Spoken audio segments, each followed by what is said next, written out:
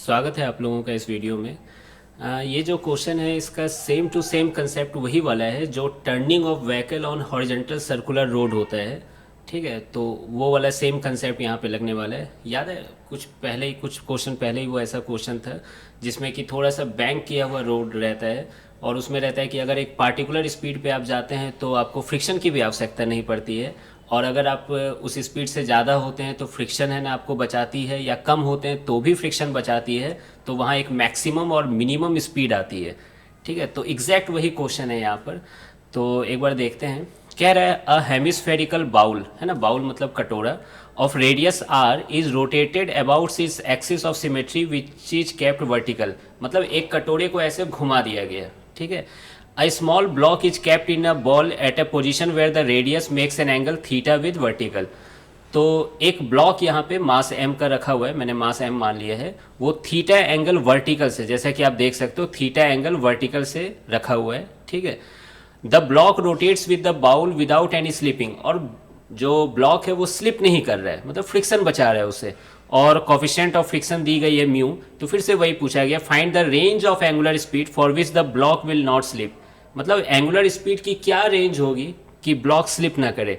लेकिन वो निकालने से पहले मैं क्या किया हूँ, यहाँ पर एक पहला केस अपनी तरफ से बना दिया हूँ, है ना। अच्छा, आपको समझ में आएगा थोड़ा सा कि मैं एक ऐसा पार्टिकुलर ओमेगा निकाला हूँ, है ना, जिस ओमेगा पर फ्रिक्शन की रिक्वायरमेंट ही ना रहे स्लिपिंग से बचाने के लिए, यानी नॉर्मल फोर्स खुद बचा ले। ठीक है, तो केस वन मैंने वो लिखा है, no friction required, block stationary है। ठीक है, नेट फोर्स क्या है, जीरो।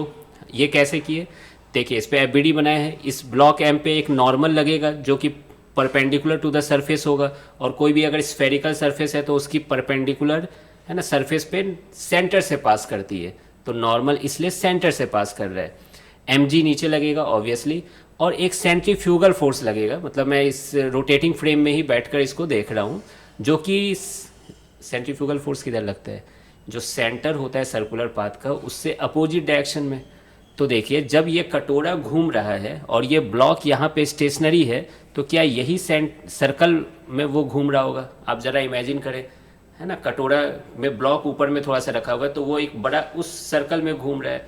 ठीक है, ये ऐसे थोड़ी घूम रहा है, ऐसे नहीं घूम रहा है, ये ऐसे नहीं घूम रहा है। क्लियर है ये चीज़, तो ये कंफ्यूज नहीं होना है यहाँ पे।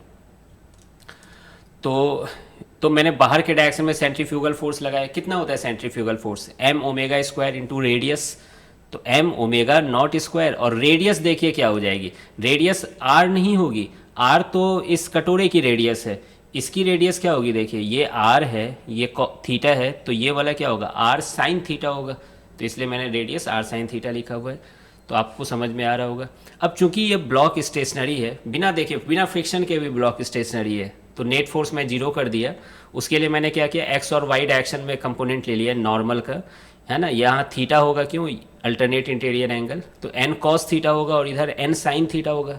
ठीक है, तो एन साइन थीटा इसके बराबर होगा और N cos theta M G के बराबर होगा। वही चीज़ यहाँ पे मैंने लिखा हुआ है, दोनों को डिवाइड कर लिया। ठीक है, तो देखिए cos theta equal to g by omega square r आ चुका है। क्लियर है, और फिर उसके बाद ओमेगा की वैल्यू एक स्पेशल आ गई है, कितनी, जी बाई आर कॉस थीटा का स्क्वायर रूट। ठीक है, मतलब ये स्पेशल ओमेगा है, इस ओमेगा पे फ्रिक्शन की रिक्वायरमेंट नहीं है। ठीक है, फ्रिक्शन हो वेरी गुड, है ना, thank you very much, but requirement नहीं है ना। बिना फ्रिक्शन के भी ब्लॉक स्टेशनरी रह जा रहा है। देख रहे हैं कितनी अजीब बात है, लेकिन वो पहले भी हम लोग देख चुके हैं वो व्हीकल वाला कंसेप्ट में, है ना। अब हम लोग क्वेश्चन पे आते हैं जो यहाँ पे पूछा गया है।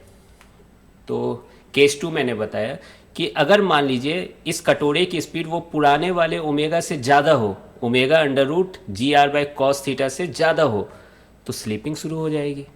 ठीक है, अब बताइए ओमेगा ज़्यादा होगा यानी सेंट्रीफ्यूगल फोर्स ज़्यादा होगा, तो सेंट्रीफ्यूगल फोर्स का एक कंपोनेंट क्या ऊपर के डायरेक्शन में आएगा, यानी इस ब्लॉक को ऊपर फेंकने की टेंडेंसी में होगा वो फोर्स, है ना। कटोरा ज़्यादा घूमने लगी तो ब्लॉक ऊपर जाने की टेंडेंसी में होगा, तो फ्रिक्शन किधर आएगी, नीचे आएगी। और कैसी फ्रिक्शन होगी, वो स्टैटिक फ्रिक्शन होगी, क्यों, स्लीपिंग यहाँ पर नहीं है। तो ये बात समझ में आ रही होगी, स्लीपिंग शुरू, है ना, होगी, लेकिन टेंडेंसी किधर होगी, अपवर्ड जाने की होगी, और फ्रिक्शन किधर लगेगा, डाउनवर्ड्स। ठीक है, यहाँ स्लीपिंग स्टार्ट्स नहीं करना चाहिए, बस स्लीपिंग की टेंडेंसी आ रही है ना, स्टार्ट नहीं हो रहा है। क्लियर है ये चीज़? इसको मैं थोड़ा सा ठीक कर देता हूँ, इसको हटा देते हैं। Tendency is to go upwards, ये ज़्यादा है ना, सही है। स्लीपिंग स्टार्ट नहीं हो रही है, ठीक है। स्लीप तो तब होगी जब फ्रिक्शन उस लायक नहीं रहा उतना, तो वो हम लोग आगे देखते हैं। तो यहाँ तक तो समझ में आ रहा है ना। उसके बाद देखते हैं क्या कह रहा है। तो उसके बाद एफबीडी बना दिए, देखिए वही वाला है ना, रेड कलर से मैंने ओरिजिनल फोर्स दिखाया है, नॉर्मल सेंटर की तरफ M omega square R sine theta भी अभी समझाया है ना। इस सर्कुलर पाथ के सेंटर से अपोजिट डायरेक्शन में, नीचे एम जी, और फ्रिक्शन किधर आएगी, नीचे आएगी, ठीक है। अब देखिए सबका मैं कंपोनेंट ले लिया हूँ, ये थीटा है तो ये एंगल थीटा है, ये भी एंगल थीटा होगा, है ना। अब सोच लो कैसे होगा, दो लाइन के बीच जो एंगल होती है तो दो लाइन के बीच वही एंगल होती है, और उनके परपेंडिकुलर्स लाइन के बीच भी वही एंगल होती है। इस लाइन का परपेंडिकुलर ये है, और इस रेडियस वाले लाइन का परपेंडिकुलर ये टेंजेंट वाला लाइन है, ठीक है। अब देखिए इस M omega square R sine theta का इस side component sine theta multiply होगा, और ऊपर में कंपोनेंट थीटा की तरफ जा रहे हो तो कॉस थीटा मल्टीप्लाई होगा। ठीक उसी तरह से एम जी का इधर component M G cos theta होगा, और इधर एम जी साइन थीटा होगा, ठीक है।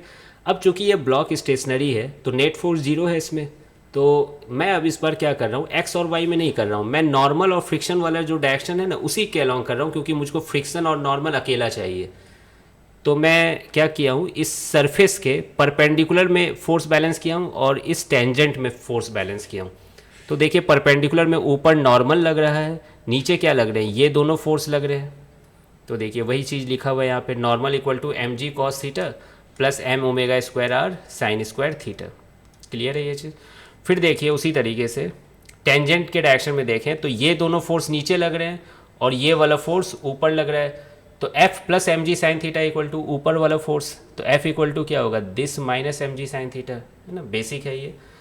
अब देखिए फ्रिक्शन इतना चाहिए, स्टैटिक फ्रिक्शन है ये, लेकिन फ्रिक्शन स्टैटिक फ्रिक्शन की एक लिमिटेशन होती है कि हम म्यू एन से ज़्यादा नहीं लग सकते, म्यू एस एन, है ना, मैक्सिमम स्टैटिक फ्रिक्शन से ज़्यादा नहीं लग सकते।